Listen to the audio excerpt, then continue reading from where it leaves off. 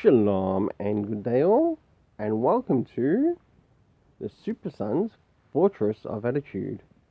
And in this review, I will be covering Robin issue 4. And as you can see, we've finally made things up to quite a interesting part of the storyline, to which we get to catch up with, of course, Robin catching up with something of his past, being Ra's al Ghul, and Ravager, who's still on the island, who's also wondering where Robin is. So jumping straight in for the cover rating,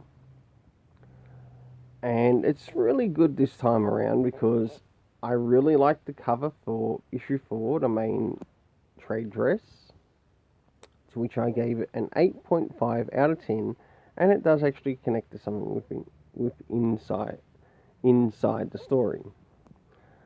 For the variant cover, I gave it an 8 out of 10. So, time to move into the internal art, and I'll be using the variant cover to show the internal art around the beginning, middle, and the end.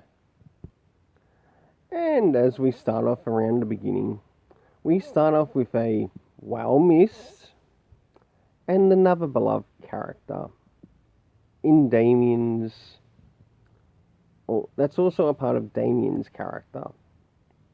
The soft side of him that you don't get to see that often.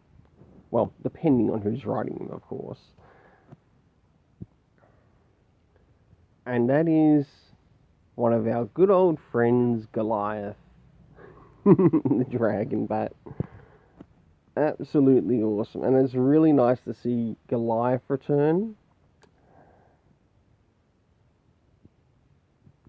because he was the big thing that was missing in the Adam Glass run and the Thompson run.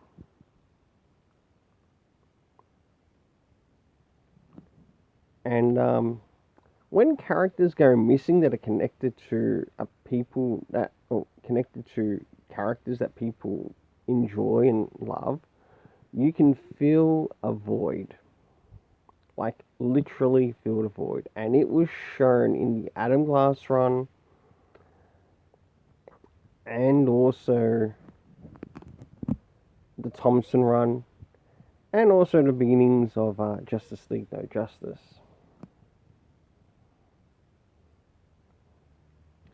So, time to move to some art around the middle. Absolutely an incredible scene where we've got Damien catching up with Ra's al Ghul, his grandfather. And one thing that he sort of points out in this part of the story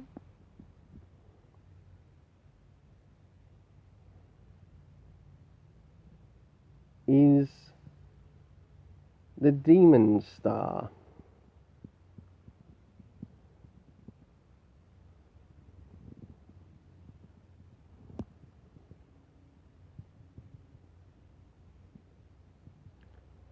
Though, whether Ra's al Ghul has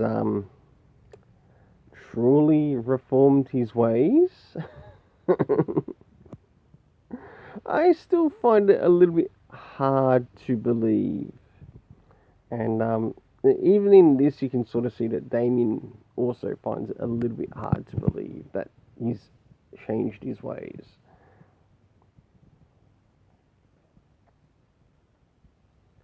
And now to move to the art towards the end. I must admit, even though this art wasn't 100%, I did enjoy it along with the story. Though Jorge Corona, I believe, is only just on this one issue, and then it's returning to Gleb Malnikov. So for the art overall, I gave it a 7.5 out of 10. Moving into the story, and I want to give a big thanks to Paul, who is also working on the editing on this. And to those who don't remember Paul, he also did work on Challenge of the Super Sons. And he was really good at making sure that we got the comic references that we, the reader, needed to be aware about, or at least go to check out for ourselves in case we missed an issue or two. And in it, we got the reference to check out the last issue. And when it reached the scene of Ra's al Ghul, we were referenced to the Batman and the Outsiders, the Demon Fires arc. There was no reference put in relation to time. Jumping into the locations. Now, it was unknown where we were in the location when Damien's character woke up, but we do know the locations of where the other cast members were. And, of course, that includes Lazarus Island, which was at the pretty much the beginning of this story arc. And we are moving into Corto Maltese, to which Damien is following up a lead in relation to the League of Lazarus, the League of Shadows. But I want to point out something else. Even though it's not shown in this, it still makes you think that the League of Assassins are still doing things behind the scenes, but they're very presently unseen right now, especially quite a bit within parts of the DC universe. Moving into the cast of characters that we saw here, of course, Robin, Damian Wayne, Goliath, Ra's al Ghul, Ravager, to which she was looking for Damien, Respawn, to which he executed Ravager, only for her to be reborn again back on the island, and the tournament to start to officially start.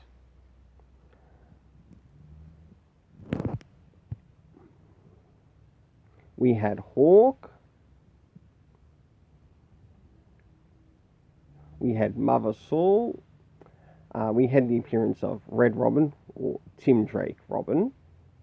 We had Red Hood, Spoiler, and as well as Nightwing at the very end. I do certainly agree with one point that was brought across, to which they did end up seeing Damien, that it would have been nice to see Dick Grayson give Damien a hug, but some of the art in regards to Dick Grayson, I feel it could be fixed up a little bit more.